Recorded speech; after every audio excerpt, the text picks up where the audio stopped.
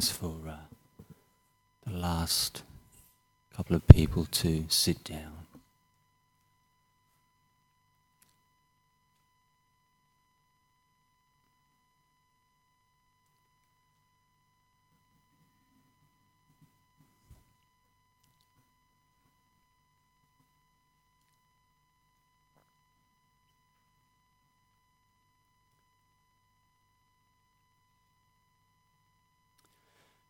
So just before I came over, I was just thinking of a topic as a main theme for the meditation class. And one thing that we see quite clearly within the meditation process is this say experience of one's personal attachments that arise in the practice. The development of the meditation practice, because with every single one of us, in order to develop progressive states of tranquility, peace of mind, and contentment, we need to calm and to settle this thinking mind. And this thinking mind that we have, it's largely driven by your emotions, whether they're quite defined or quite subtle. So this is the energy force behind all the excessive thinking that we do. And because without the impotence, without this energy, this drive behind one's thinking process, it would be very, very easy to get the mind quite calm and tranquil. You could let go, very, very quickly, and just drop the mind into quite a deep state of samadhi. But essentially, it's these emotional attachments that we have, driving the thinking process, which obstructs the vast majority of us.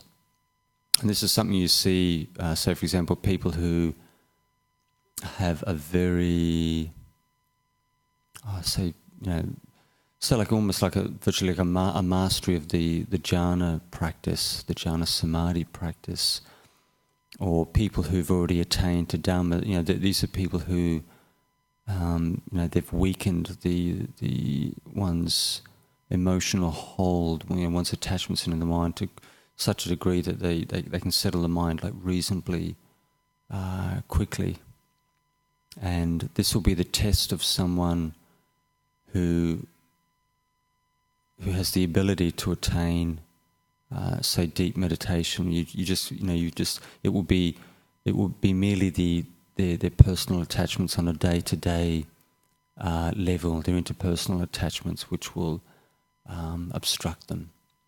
So how do we work with this? Within our emotional framework, how do we sort of reduce and lessen attachments in the mind in order to get access to, say, deep, tranquil states?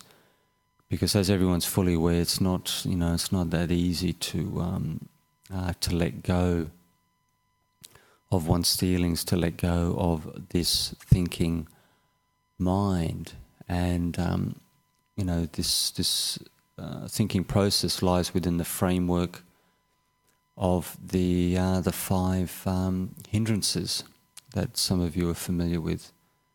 And those hindrances in brief, being sensual desire, ill will, sloth and torpor, restlessness and scruples or restlessness and worry, and then skeptical doubt. So all these major forces in the mind are going to lie within those 5 categories. But the two most obvious ones within the 5 are number 1 and number 2. Sensual desire and ill will or aversion. They're the ones that come up for people on a regular basis. And the remaining three, they can be present to a small or large degree, but they're not. It's not that difficult to deal with those the remaining three. So central desire is it's relates to virtually any kind of say sensual attachment to virtually anything in the world, and the ill will is the aversion, the dislike, the moving or the pushing away of maybe any particular say feeling, person, sense experience. So it's either, so in loose terms, it's either moving towards the an object of your say liking, desire, or choice, or the moving away, the separation, the distancing, the dislike from any particular say sensory experience.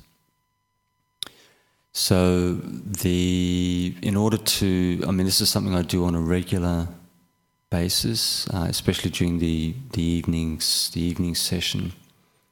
Before I go to sleep, I move back and forth between these two, between the loving kindness and compassion meditation, which is what actually deals with negativity, aversion and dislike.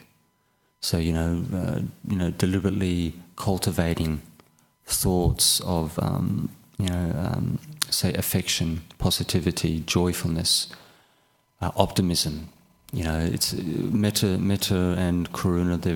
They deal very well with say like a garden variety of say like negative or unpleasant experiences. They've got this kind of blanket effect.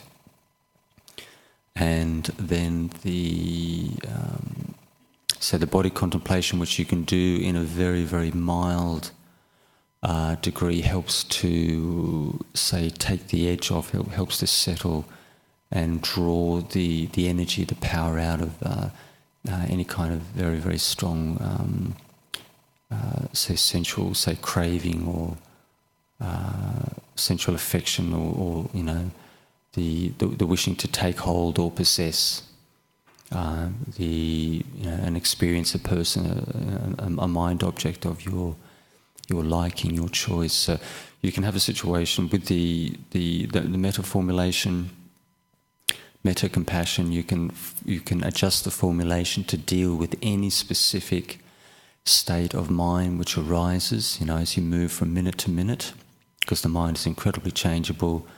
In the course of a day, like 1,000 different mind states, different attitudes could arise within a 24-hour time span.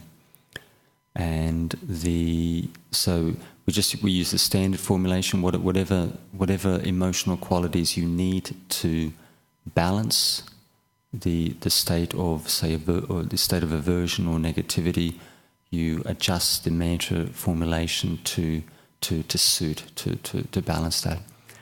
And with the body contemplation, I just recommend a very, very mild, very user-friendly kind of mantra formulation. So say you're the kind of person who really loves, smooth, beautiful skin or white pearly teeth. You can do you could do like an earth element contemplation, so like, skin is composed of earth element, or teeth is made up of earth element. So you can adjust each.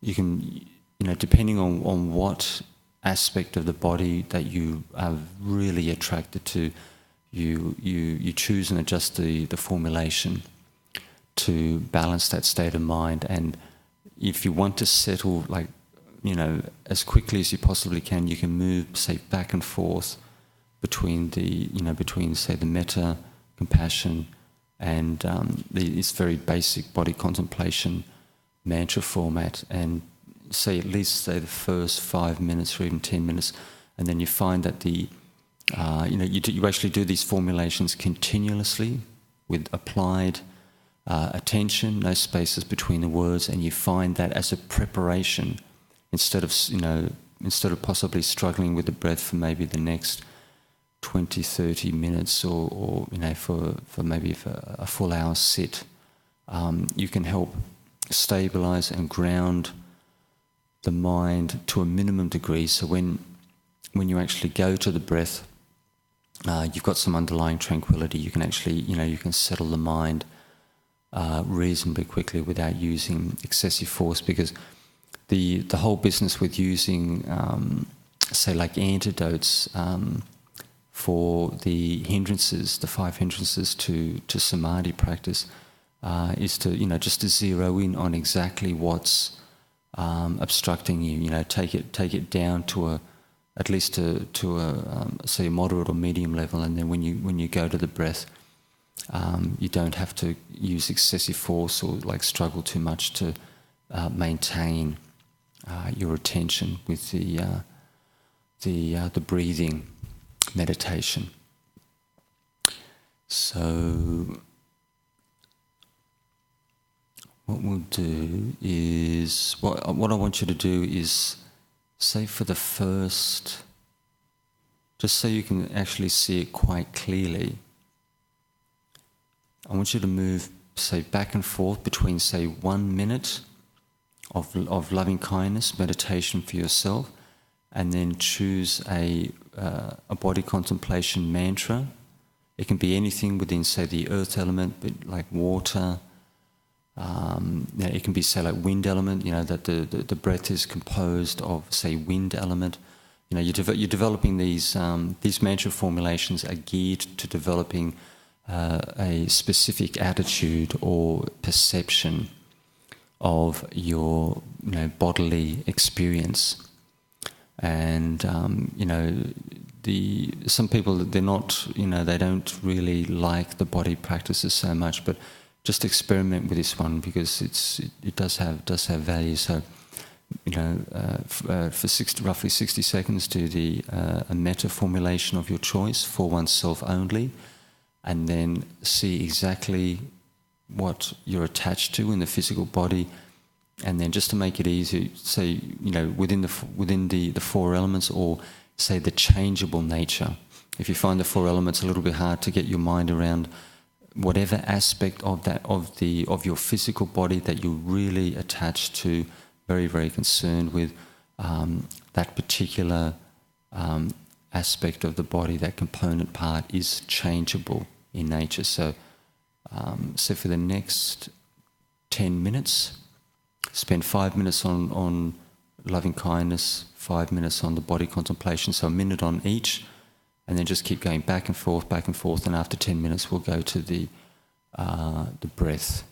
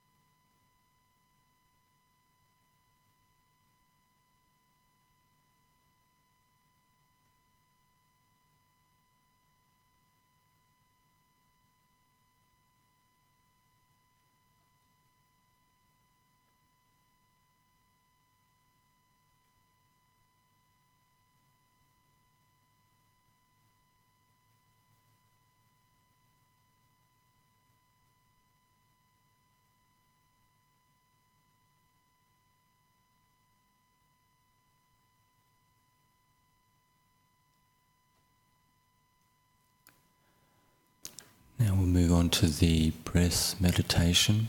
So I want you to place your focus on the breathing cycle just around, say, the mouth and the lips. You can feel as you focus on that area, you can feel the breath on the periphery of the mouth. And it gives you a fairly sharp focus without getting too physically tense. And in order to deal with the more subtle attachments which in the mind which obstruct dropping the mind into a more peaceful state, with every, say, major thought process which comes in the mind, any particular person which keeps coming up, any particular event or series of events, that particular person, that event, that thought, that emotion is empty. So, and whatever it is which comes up, which largely takes up your thinking process, that particular experience is empty. So just do that in a very relaxed, spacious way with big spaces between the syllables, and just keep adjusting that as as different thoughts, different people and events actually come up in the mind, because you want to maximize the sense of detachment and letting go. So we'll do that format with the breath to the end of the session. So just do that silently in the mind.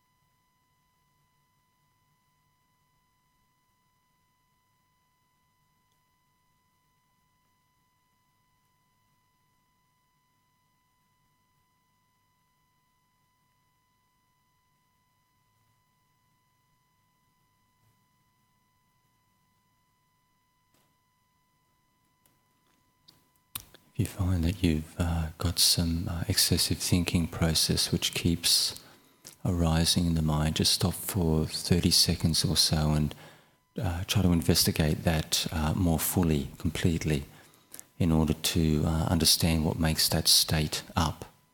Because as you investigate and your understanding increases, the mind relaxes to a small degree and lets go.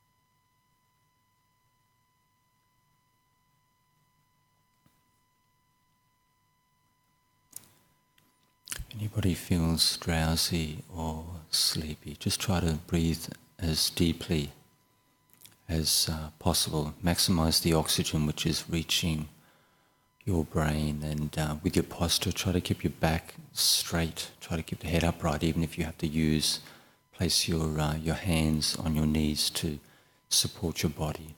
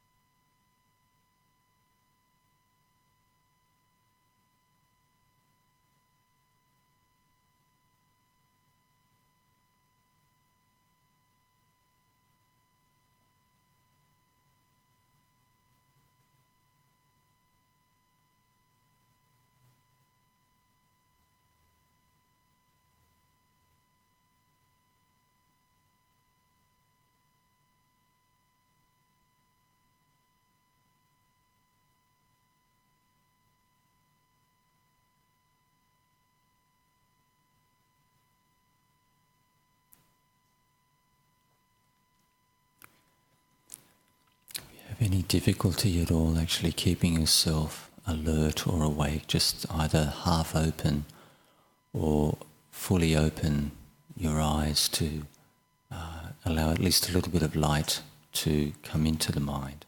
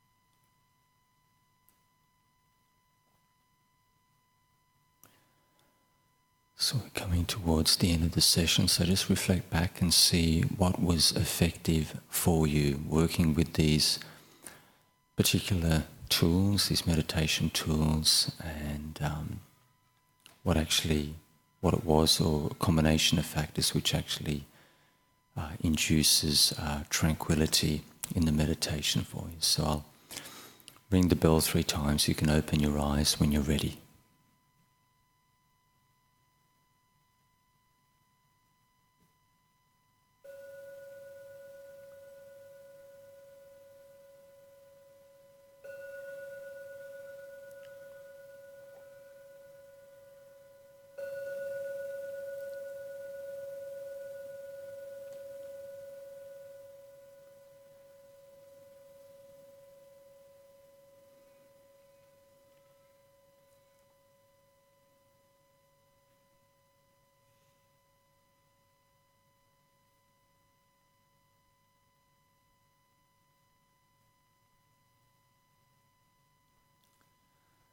So, anybody have any questions on the meditation at all? Okay then, bunch of happy customers. We'll finish up.